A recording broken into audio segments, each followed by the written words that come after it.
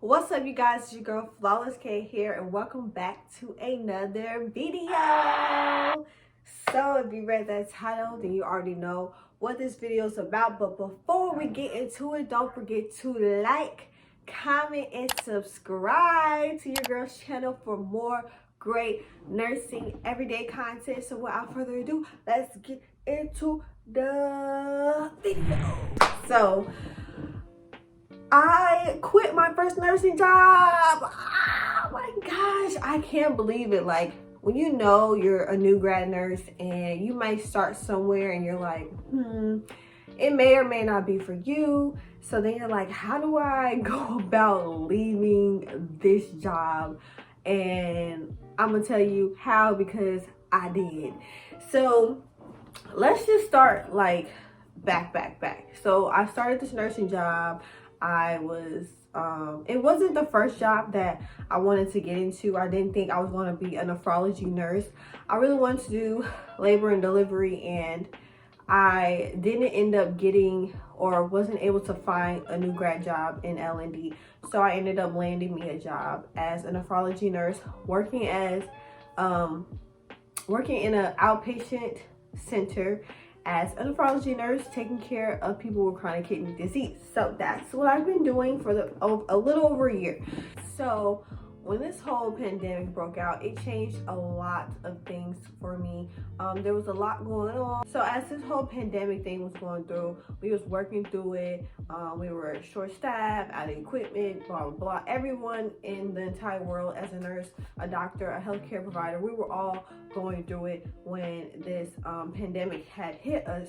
So as I was working through it, I was just realizing and figuring things out for myself, and I was just like, I want more. It wasn't that I didn't like my job, it was like I just wanted more, and I felt like I could give more and I could do more. So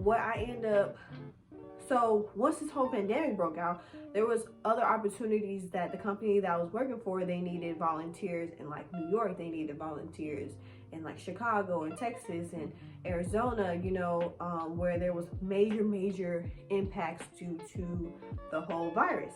So a couple of my coworkers, they were trying to get into this opportunity to go to New York and make this extra money and do this and do that and help out. And I was just like, at first I was like, I'm not going to New York out there. Them people is dropping like flies, and I am not trying to be a part of it. So I was just relaxing for a little bit. Those employees who did reach out to my manager to try to go to these different impacted areas, my manager kept denying them. So maybe like a month or so later, I got an email, and it was from someone from my company or whatever, and they needed volunteers in Texas and in Arizona, and I just had to stay there for like a week. So I was just like, you know what, like, let me see what's to this. I actually want to do this. Like, yeah, I want to do this. So I was looking at my schedule, because I knew what my other co-workers, what they said, my manager said this and that. So I was looking at my schedule, and I had a couple of days off in a row, and I was also working like 1 or 2 days, but I was a mid-shift nurse. So it's like, as a mid-shift nurse, I'm needed, but I'm just kind of extra at the end of the day. Like, I'm not set in a certain spot where if I don't show up to work, then it's detrimental. So what I ended up doing, I went over my schedule, and I was like, sucked it up. I sat down, I talked to my manager about it. I told her what I wanted to do. I showed her the schedule. I was like, I'm willing to work on my off days. I just need to be out there for a week. We're fully staffed this day. So if I am, you know, not there, then I feel like we would be good. You know, I was offering myself to say, hey, even though I'm leaving, this is what I was able to look at, so I don't hurt my job and my facility at the end of the day. So after I had that talk with my manager, she was like, we'll see. And I know you young people, you guys like to get out there and you like to help, you want to do this and that and that. So I'm like, okay, maybe I have hope that she was actually going to try. And it was one day that she was trying to find coverage for. So I'm on the floor, and one of the PCTs was like, yeah, I'm coming in Saturday to help work because we're short this day and blah, blah, blah. So I'm like, okay, this is perfect, because this was one of the days that was kind of problematic. We were really short that day. That's why I was scheduled to work and I needed to be there. So I'm just like, maybe, this would be my opportunity to go. So I approached my manager again. I was like, hey, were you able to find coverage? Honestly, she gives me that story like, no, this and that. Like, I'm sorry, I know you guys like actually want to go out there and help and do this and that, but we're also sure we also have our problems here. So I was kind of upset about it, because I was just like, this is an opportunity as a new grad that I needed to have, you know what I mean, in order to better further myself in the future when it comes down and people are looking like, okay, what did you do during this pandemic? How did you help in like the pandemic? I wanted to be able to have something on my resume and something, lined up for myself to show that I helped, and this is how I participated by volunteering my time, volunteering my service to go to another state to help people in need. So that definitely, I was like, this is like, no. I was very, very upset. So as I was talking to another coworker who ended up leaving, I was just telling her, how I felt and what I wanted to do. It's not that I didn't like my job. I just needed more, and everyone would always tell me like, girl, you look so bored at work. You look bored. Like, you're not looking like you are in it. You know what I'm saying? So she ended up actually getting me in contact with a travel recruiter for my company.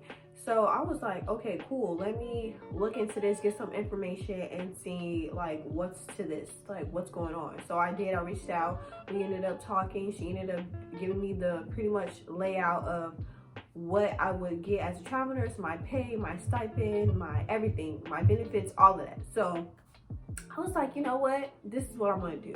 So I signed that paper. Like, I'm gonna be a travel nurse and I'm gonna be a nephrology travel nurse. Like, that's exactly what I'm gonna do. So yeah, I filled out that paperwork and I gave my letter to my manager and told her like, this is what I want to do, and that's it. So the recruiter told me I did need a year in order to be a travel nurse with the company, and about this time I only needed maybe like 2 or 3 more months. I had like 9 months of experience, so I needed like a couple more months in order for me to be able to switch over. So I was telling her that, I was willing to wait it out a little bit, but I definitely got all my paperwork together, went and got my TB, went and got my physical, all that stuff, and submitted my paperwork that I needed in order for me to start my job when it came time. So the dilemma was, this job allows your manager to hold you for 6 months. They allowed my manager to be able to say, hey, I want to hold her for 6 months because I'm short staffed, or I may not be able to find someone to replace her in this amount of time. So I was like, ooh, my recruiter's going to talk to my manager, and my manager's going to hold me. And that's exactly what she did. So that's what she ended up doing, you guys. She ended up holding me for 6 months. 6 months. And I was furious. I was livid because I felt like this was something she should have talked to me about. Maybe we could have met in the middle. Like, you're holding me for 6 months. First, she didn't let me go help and volunteer, and now you're holding me for 6 months. Like, I was completely upset. But at the same time, I love my place where I worked. I loved my coworkers. I respected, and I really do like my manager. Like, I had nothing against them, but when there's just something you really want and you feel like someone's holding you back from it, that was how I was starting to feel. That's how I was starting to feel. So I was like, I have to sit here for 6 months. And as I was sitting here for 6 months, that person was leaving, that person left, that person left, that person left. It was just like, and here I am giving you the respect of sitting here for 6 months. So now that time has come. I've been waiting so long to tell you guys this. That time has come. So maybe in like November, so something else happened. So then November came because my recruiter was like, well, your manager decided to hold you for 6 months. We'll get back in touch soon. Let me know if you have any questions. And at the end of November, that's when I'm gonna have you probably start applying to different jobs out there so that we can get things started and blah, blah, blah. So I was supposed to start in January.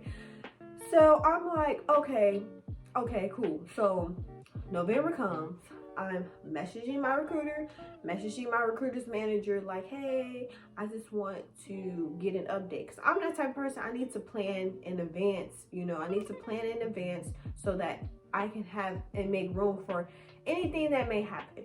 So I'm messaging them. I don't get no response. I don't get no response. So I'm kind of sweating and I'm kind of worried right now because I don't get no response. So I'm like, what's going on? What is this? What is this? So then I ran into this guy at my job. We have people who come like in and out, right? They're part of this thing called like a float pool or something. So they just hop to the different clinics in the SD area or like Northern California area. So I meet this black guy, and you know, because we don't have too many African Americans that work at my job. Literally, I'm like, oh, there's only 2 of us. So I meet this guy that comes in, and I'm talking to him, and I'm like, you know, telling him like, yeah, I'm planning on leaving. This is what I'm going to be doing. This is and that. He's like, girl, no, don't do that. And I'm like, huh? And he's just like telling me I need to join this other, do what he's do. So what he does, he's a technician, but he floats to all the western states of the United States, all the western states. So he's telling me, girl, they do this, they do that, they pay for this, they pay for that, and they give you this and this. He said, don't go freaking sign up and do that travel nursing crap and this and that. And I'm just like, I don't know, because it was like the benefits versus this, you know. So I had to really, he's like, girl, don't do it. If they not even message you back, that's a sign. That is a sign that you don't need to do it. So I'm like, okay, I'm thinking, right? So I'm comparing, should I do travel nursing? Should I do float pool, travel nursing, this, travel nursing, this and that. So I'm like, okay, let me see what's to it. So he said, here's my manager's number, call him.